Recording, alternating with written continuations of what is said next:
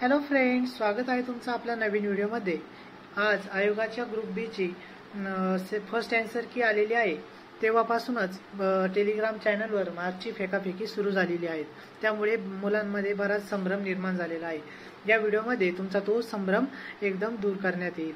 जे रियालिटी आहे किंवा जे करंट सिच्युएशन आहे, एव्हरेज मार्क्स किती आहे मुलांचे, त्यावरून आपण एक कट ऑफ किती येईल एकदम ॲक्युरेट अंदाज घेऊयात। तर बघा, या व्हिडिओमध्ये आपण कंबाईनचा पेपर खरंच सोपा होता का, टेलिग्रामवरचे स्कोर फेक आहेत का, मुलांना एव्हरेज मार्क्स किती आहेत आणि कट ऑफ किती येईल याबद्दल आपण सविस्तर चर्चा करूयात। बाकी कोणी किती मार्क्स सांगतं, टेलिग्रामवरच्या कोणत्याही मार्क्सवर तुम्ही विश्वास ठेवू नका, कारण की टेलिग्रामवर जे ग्रुपमध्ये डिस्कशन केलं जातं किंवा ज्या ग्रुपची चॅट ओपन आहे त्या ठिकाणी फेकाफेकी इतकी सुरू आहे, तर 80+, 90+, 95+ असे काही मार्क्स सांगत आहेत। त्यामुळे त्याच्यावर कोणीही विश्वास ठेवू नका आणि हा व्हिडिओ पूर्ण बघा, त्यामुळे तुम्हाला एकंदरीतच कट ऑफचा अंदाज येईल।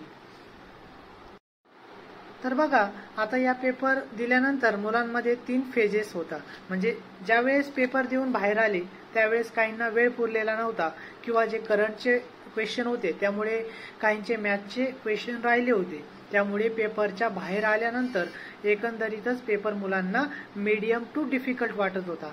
त्यानंतर बघा, ज्यानंतर टेलिग्राम आपले क्लासेसवाल्यांनी आन्सर की सांगितली त्यावेळेस त्यांनी एक सुरू केलं की पेपर खूपच सोपा होता, आउट ऑफ मार्क्स मिळवण्यासारखा होता। तर बघा, असं काहीही नव्हतं।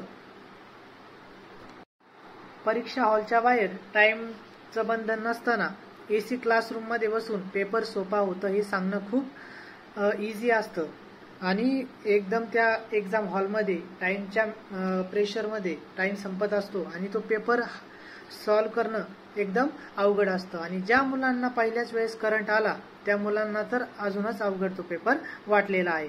परंतु पेपर खरंच सोपा होता का, तर एकदम सोपा या पेपरला म्हणता येणार नाही। त्याचं रिझन आहे एक म्हणजे करंट, आणि करंटच्या क्वेश्चनमुळे इतर पेपरला टाइम मॅनेजमेंट न होणे, आणि हा एक त्याच्यामधला एक मोठा फॅक्टर आहे।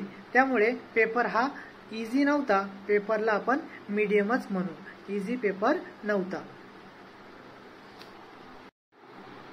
तर बघा, याआधी पण आपण बघितलेलं आहे की राज्यसेवाला पण किती मुलांनी मार्क्स फेकले होते, तसेच आता आणि राज्यसेवापेक्षा दुप्पट मार्क्स फेकाफेकी ह्यावेळी सुरू आहे।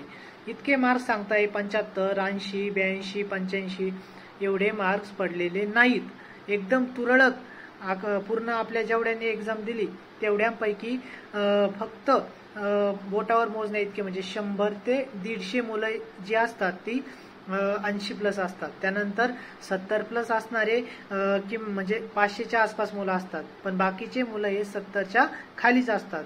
त्यामुळे जेवढे मार्क्स सांगताय माझ्या मित्राला एवढे पडले, माझ्या मित्राला तेवढे पडले, एवढे मार्क्स ऍक्च्युली नसतात। आणि ज्या टेलिग्रामच्या पोलवर 50% मुलं खरे स्कोर सांगतात आणि 50% मुलं जे आहेत, जे अप्पर लिमिट जेवढं जास्त फेकता येईल त्यावर क्लिक करून मोकळे होतात, कारण की एकतर निम्म्यांनी त्यातला पेपर दिलेलाच नसतो आणि ज्यांनी दिलेला असतो ते त्यांच्यामध्ये बी ज्यांचा सेफ स्कोर वाटतो ना त्यांना तेवढेच पोरं फेकतात बाकीचे। म्हणजे बघा, आता एक एक्झाम्पल देतो, जर एखादा राज्यसेवाचा विद्यार्थी त्याचा स्कोर जर 115 असेल तर तो सांगतानाच 115 न सांगता 120+, 125+ असा सांगतो, कारण की त्याला तर माहिती तो पास होणार आहे। परंतु बाकीच्या मुलांचा पण अभ्यास झाला नाही पाहिजे अशी एक मानसिकता तयार झालेली असते। त्याचबरोबर ज्याचा स्कोर 110 आहे ऍक्च्युली त्याला पण 2 ते 5 मार्क्स वाढवून सांगण्याची सवय असते, डेफिनेटली असते, कारण की MPSCच्या मुलांची मानसिकता त्या प्रकारची बनलेली असते। कारण की पहिल्या आता सेकंड आन्सर की माझे एवढे वाढणार तेवढे वाढणार हे आधीच कन्सिडर करून त्या पोलवर दाबलं जातं। परंतु आपण राज्यसेवाच्या आन्सर की मध्ये बघितलं, काहीही आयोगाने कॅन्सल केलं नाही किंवा काही उलथापालथ केली नाही। त्यामुळे टेलिग्रामच्या पोलवर विश्वास ठेवायचा नाही। ते आता राज्यसेवाचा ज्यावेळेस निकाल येईल त्यावेळेसच हा फुगा फुटून जाईल आणि जेवढ्यांनी जास्त मार्क्स सांगितलेले आहे त्यांचे सगळे म्हणजे ज्यांचे खरे रूप आहे ना समोर येईल। त्याचं नाव नक्की चेक करा, ज्याने 125 सांगितले होते राज्यसेवाच्या निकालामध्ये नाव नाही आलं। तर बघा, आता या ठिकाणी आपण डिटेल अनालायसिस करू एकंदरीत पेपरचं। आपण आता इझी जर पेपरचा जो सेक्शन इझी होता तो बघूयात। इतिहास, भूगोल, आणि पॉलिटीचा जो सेक्शन होता तो इझी होता, इकॉनॉमिक्सचा इझी टू मीडियम होता, सायन्सचा मीडियम होता आणि करंटचा हार्ड होता.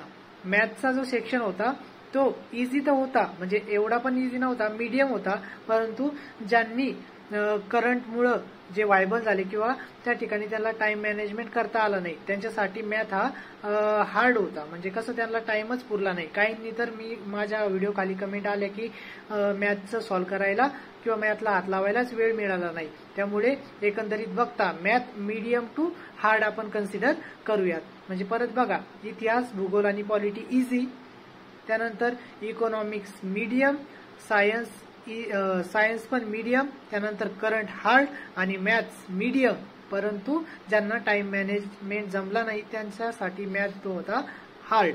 त्यामुळे आता बघा, ऍव्हरेजली स्कोर तुमचा किती यायला पाहिजे, पर सब्जेक्टमध्ये तुमचे किती उत्तर किंवा किती आन्सर तुमचे बरोबर यायला पाहिजे होते.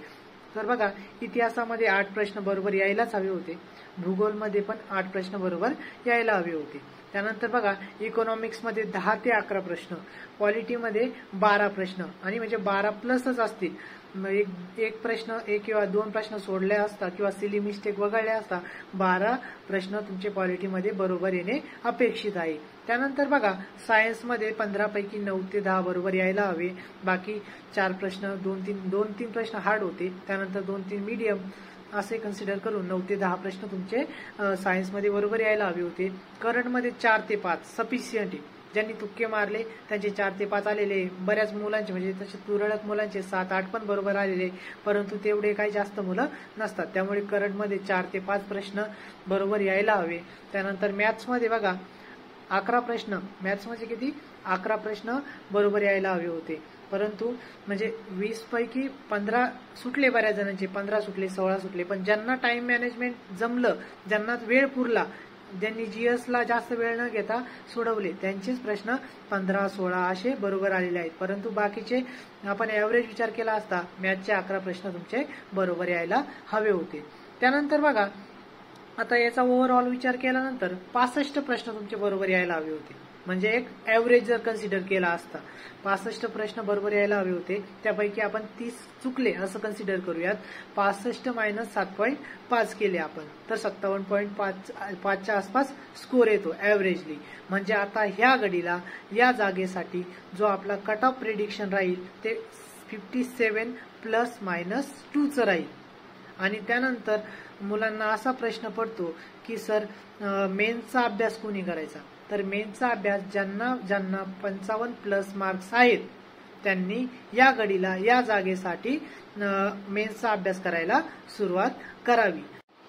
आणि याच्या व्यतिरिक्त बघा, ज्यांचा स्कोर 55 पेक्षा कमी आहे, तर बघा जागा वाढ झाल्यानंतर कट ऑफ 2 ते 3 मार्क्सनी कमी येईल.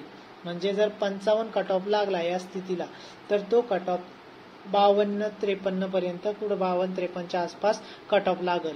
हे सर्व एकदम ऍव्हरेज मार्क्सचा अनालायसिस करून तुम्हाला सांगतोय. म्हणजे 52+ होऊ शकतं कधी, जागा वाढ झाल्यानंतर. आणि जागा वाढ होणार असे त्याचे संकेत जे आहे ते एकदम जास्त आहेत. जागा वाढ होणार, जसं राज्यसेवामध्ये 457 नंतर DYSPचे 22 वाढले, किंवा मग 431 नंतर ते COचे आणि DYSPचे वाढले ना, अजून पण वाढण्याची शक्यता आहे. तशीच या ग्रुप बी मध्ये पण वाढ होण्याची शक्यता आहे. त्यामुळे 52+ यांनी तरी आता मनाचे म्हणजे असं मन ठाम करून अभ्यासाला सुरुवात करावी. परंतु या घडीला आपला कट ऑफचा स्कोर 57 ± 2 राहील, एवढं तुम्ही लक्षात घ्या. म्हणजे एकदम प्रेडिक्टेड कट ऑफ. आणि मेन्सचा अभ्यास 55+ वाल्यांनी सुरू करावा.